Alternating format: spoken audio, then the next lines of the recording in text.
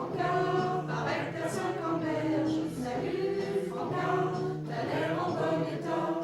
Salut, Francard, paraît que t'as 50 berges. Salut, Francard, t'as l'air en bon état. Nous sommes au début des années 40. Un homme rêve. Il rêve de temps meilleurs. Il rêve de libération. Il rêve d'enfants joyeux, heureux de vivre en paix. Il rêve. Et de ce rêve naîtront les francs et franches camarades. Pierre-François se souvient. C'était d'abord en 1938, je me trouvais être placé au poste de président d'un patronage laïque et je constatais que malgré beaucoup de dévouement, il existait malheureusement une certaine pauvreté de moyens et surtout une très grande insuffisance pédagogique. Déjà, je rêvais de ce que pourrait être la rénovation des patronages laïques. Mais c'est surtout dans la période entre 1940 et 1944 qu'avec beaucoup d'autres, j'ai rêvé à ce qui pourrait se passer lorsque notre pays serait libéré et j'ai particulièrement rêvé à ce que pourrait être un grand mouvement d'enfance laïque. Ici, voici le 6e bulletin d'information de la BBC. Veuillez tout d'abord écouter quelques messages personnels. La fortune vient en dormant. Heureux qui communiste a fait un long voyage. De Marie-Thérèse à Marie-Louise. Un ami viendra ce soir. Chamarges, août 1943. En ce sombre été, Pierre-François réunit quelques militants des Éclaireurs de France, des auberges de jeunesse et des CMEA. En quelques jours, le groupe rédige un projet et, de Chamarges, sort un document qui expose les motifs, précise les buts et décrit l'organisation du grand mouvement.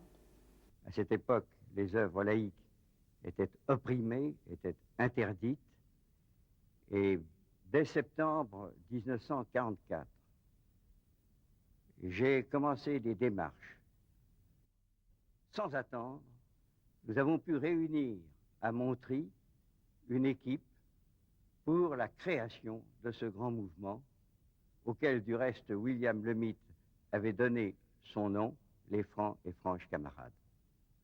Dans cette équipe de Montry, je distingue d'une part des Éclaireurs de France, des femmes venant de la Fédération française des éclaireuses, mais avec eux, des personnes désignées par le Syndicat national des instituteurs ou par la Ligue de l'enseignement ou par le mouvement des auberges de jeunesse. Et cette équipe pouvait être à l'origine disparate. Elle a trouvé immédiatement son unité, son élan, parce que tous étaient dévoués à la cause de l'enfance et à la cause de l'enfance laïque. Et notre mot d'ordre, tout au long de ce stage, tout au long des découvertes des systèmes, des types d'organisation, des activités à proposer, notre mot d'ordre a toujours été « Que faire pour la libération de l'enfant ?» Le 15 novembre 1944, la Fédération des Francs et Franches Camarades, mouvement ouvert aux garçons et aux filles de 6 à 21 ans, est créée. Vous voyez bien tout de suite pourquoi une époque marque. Francs et Franches Camarades, pourquoi les deux? Parce que l'idée même de quelque chose de vraiment mixte à l'époque, y compris dans les milieux, disons, des milieux de progrès, c'était pas une idée acceptable. Nous avions des groupes de garçons et des groupes de filles. Nous marcherons sur la terre entière, l'humanité nous donnerons, filles et gars de nouvelles pierres, notre cité nous bâtirons. Par le pays nous allons, camarades, en tout lieu, partout.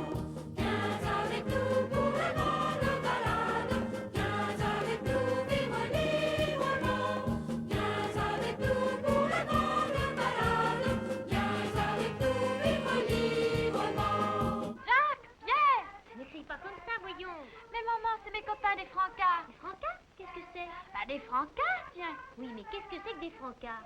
Puis-je vous répondre, madame? Mais bien volontiers, monsieur. Les francas, ou plus exactement les francs et franches camarades, réunissent chaque jeudi dans la plupart des villes de France le plus grand nombre possible d'enfants au sein des camaraderies et des patronages. Ils constituent un mouvement, un grand mouvement laïque, soutenu par la Ligue française de l'enseignement et le National des instituteurs. Mais que font-ils, les francs camarades? Oh, des quantités de choses. Par exemple, ils quittent la ville, si peu hospitalière pour des enfants qui veulent s'ébattre.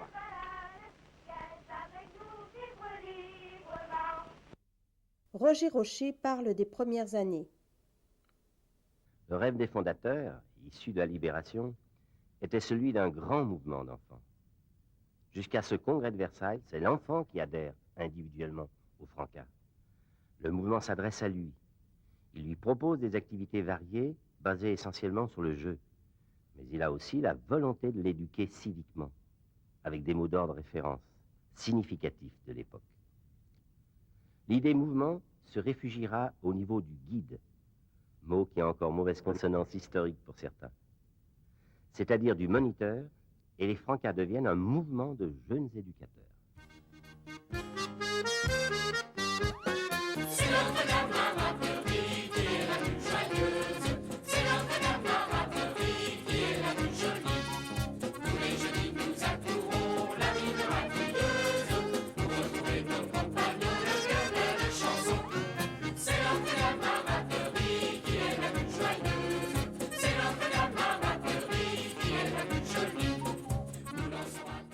Des premiers rassemblements de guides, Biarritz, Versailles, Mâcon, au Congrès Jeunes ou Congrès J de 1966, en passant par les francades départementales et régionales, et surtout la plus grande, la plus belle, celle de Port-Mort en 1964, ce mouvement de jeunes éducateurs a vécu de grands moments.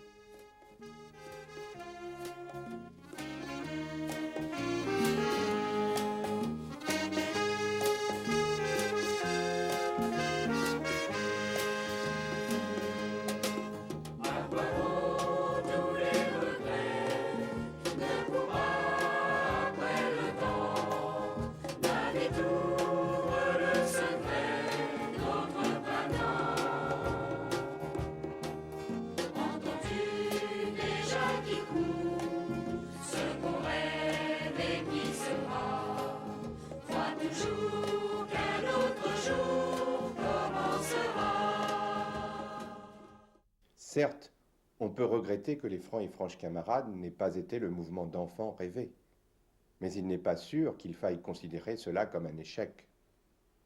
En effet, ce qu'ont écrit les fondateurs montre que le mouvement envisagé, loin d'être une fin en soi, n'était que le moyen choisi pour mener à bien une mission ambitieuse, éduquer activement et librement une masse de gosses.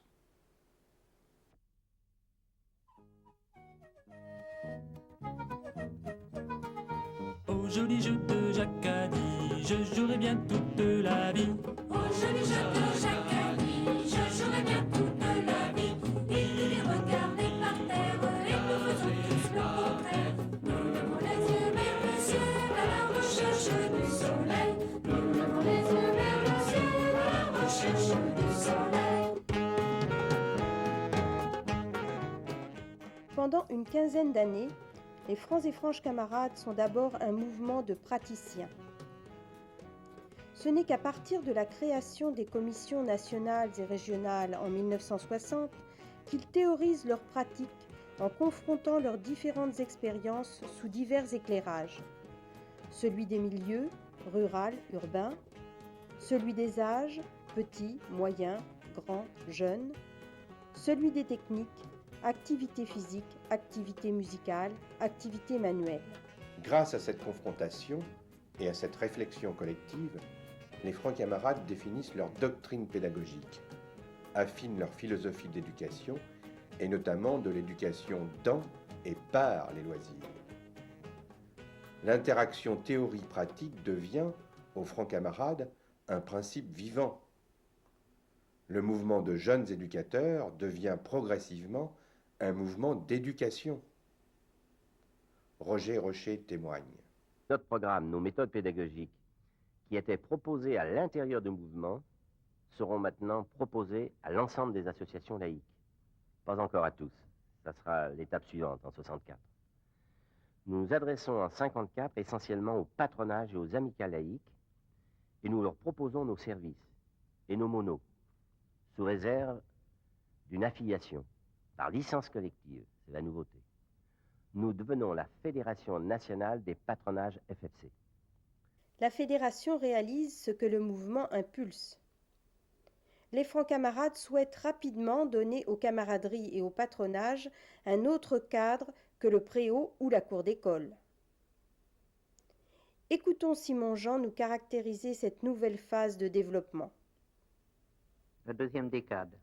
J'ai envie de parler d'aménagement du territoire en ce qui concerne les francs-camarades, d'implantation multiple, de formules diversifiées. Il y a eu des camaraderies rurales, jusque dans les petits villages de Haute-Auvergne. Il y a eu des centres aérés un peu partout, des centres aérés de vacances et des centres aérés permanents, des comités pour nos gosses dans la région de Lyon, des tas de formules qui sont mises en place, et en même temps que le mouvement répondait à ces urgences, répondait à cette quotidienneté, il y a eu tout un travail de réflexion, de reformulation, d'organisation et de structuration du mouvement et de la pensée pédagogique du mouvement.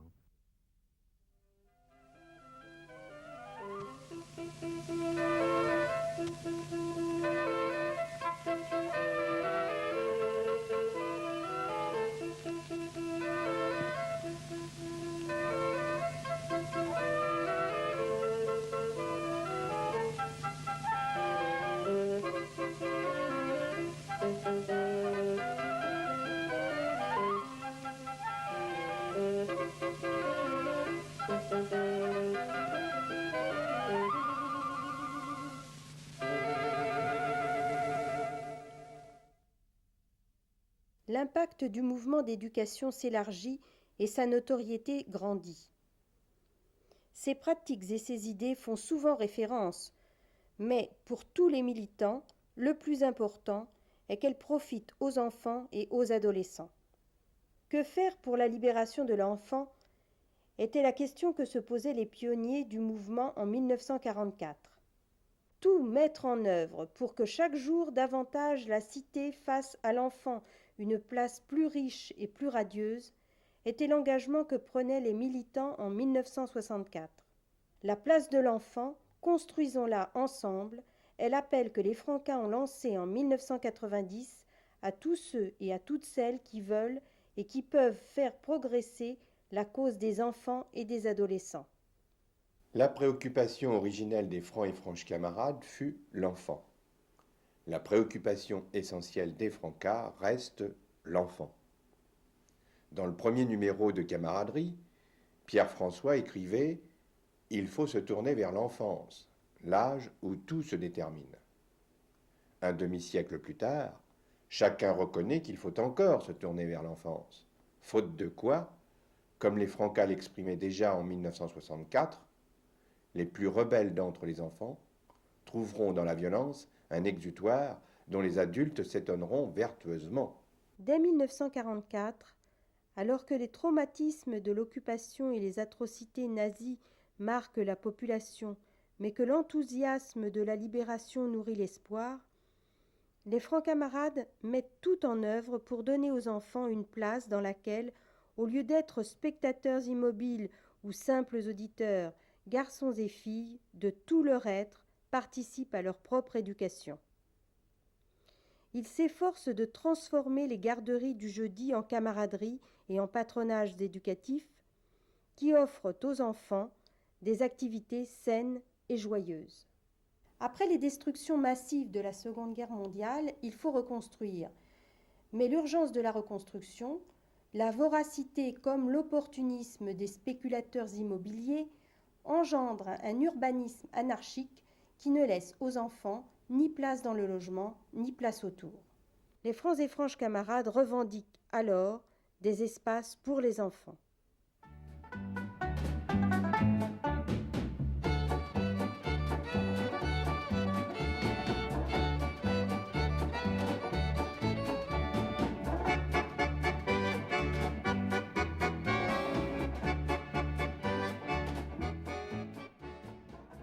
À l'occasion de leur 20e anniversaire, ils invitent des parents, des enseignants, des travailleurs sociaux, des architectes, des médecins, des élus, des militants associatifs, syndicaux et politiques, à étudier avec eux la place physique de l'enfant dans la cité.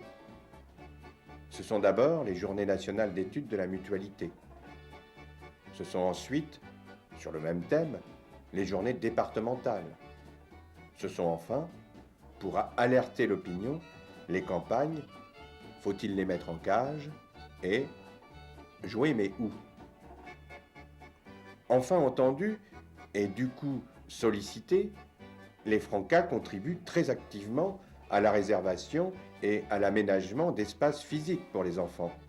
Plaines de jeux, maisons de l'enfance, centres aérés, etc. Mais disposer d'espaces, aussi bien aménagés et adaptés soient-ils, ne suffit pas. Les enfants peuvent y être encore, spectateurs immobiles ou simples auditeurs.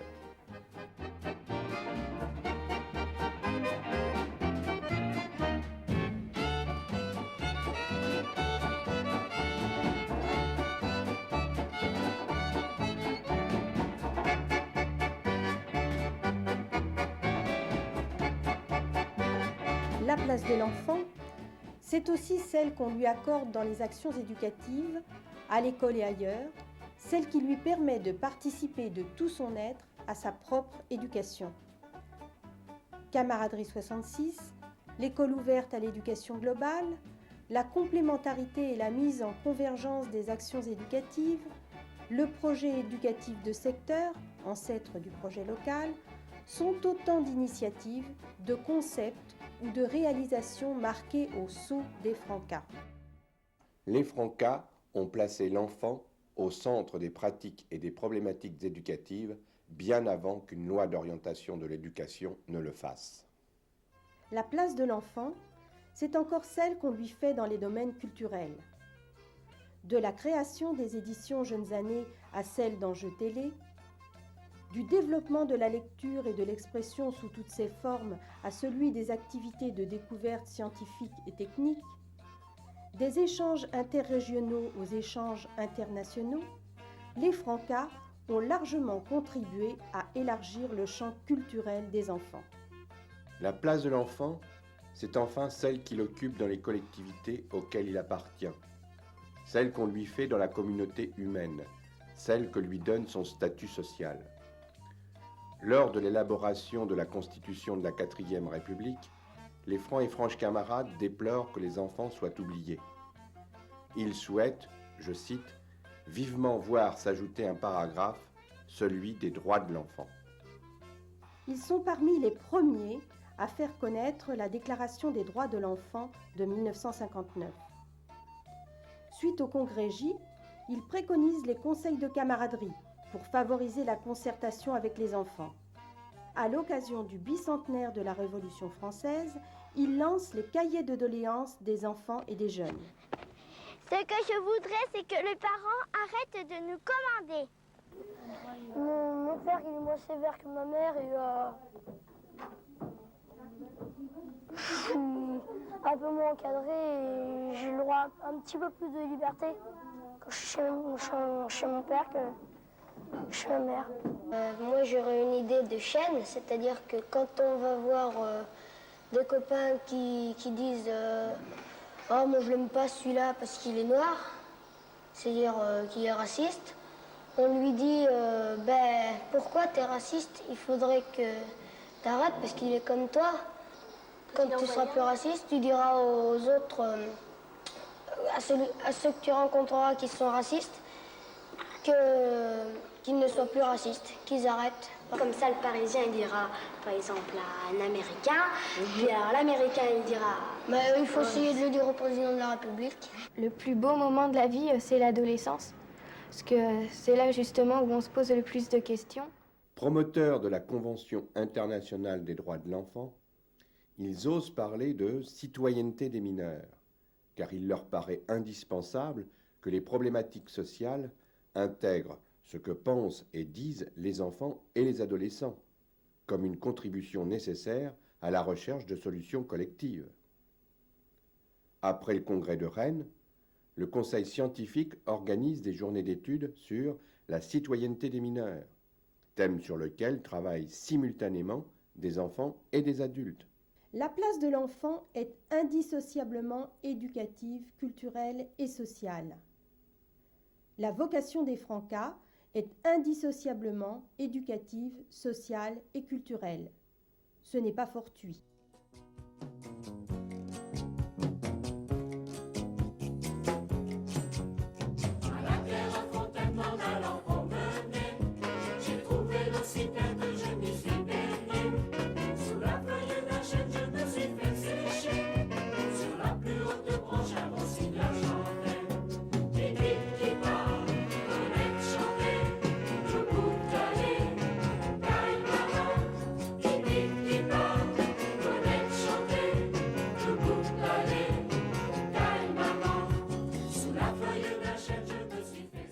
Les Francas ont 50 ans. Ils ont beaucoup fait, mais leur œuvre est inachevée. Il a fallu du temps pour passer du jeudi après-midi au loisir quotidien, de la garderie au patronage éducatif, du patronage au centre aéré, du centre aéré au centre de loisirs. Il a fallu du temps pour faire admettre la globalité de l'éducation. Il a fallu du temps et l'énergie de milliers de militants pour, à chaque étape, analyser, concevoir, expliquer, convaincre, promouvoir, réaliser. Et il faudra du temps et de l'énergie pour que tous les enfants, plus et mieux respectés, plus et mieux estimés, aient dans la société la place à laquelle ils ont droit. Il faudra des militants. Il faudra des confrontations d'expériences, des réflexions collectives et des réalisations. Il faudra des idées en mouvement et des actes en coopération. Avec les autres, tous les autres, il faudra encore les Francas. Puisqu'il faut se tourner vers l'enfance, la place de l'enfant, construisons-la ensemble. L'invitation d'aujourd'hui répond à l'injonction d'hier. Le temps passe et l'écho répète. Place de l'enfant, place de l'enfant, place de l'enfant, place de l'enfant, place de l'enfant. Salut Francas, paraît que t'as 50 berges. Salut Francas, t'as l'air en bon état. Salut Francas, paraît que t'as 50 berges. Salut Francas, t'as l'air en bon état. En 50 ans t'en as connu malgré les vents contraires, nos différences et l'imprévu des joies peu ordinaires. Salut Francas, paraît que t'as 50 piges. Salut Francas, tu sais ça ne se voit pas.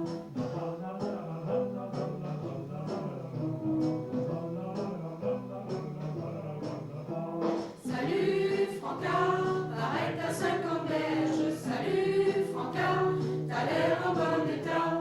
Salut Francas, paraît que t'as 50 berges. Salut Francas, t'as l'air en bon état.